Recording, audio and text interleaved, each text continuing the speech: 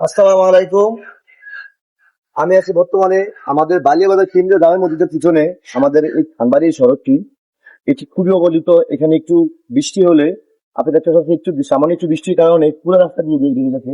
এই রাস্তা দিয়ে প্রায় 2 থেকে 3 হাজার মানুষের চলাচল করে। হ্যাঁ, সেখানে বৃষ্টির কারণে রাস্তায় এমন একটা পরিস্থিতি হয়ে গেছে, এটা ভালো মতো না।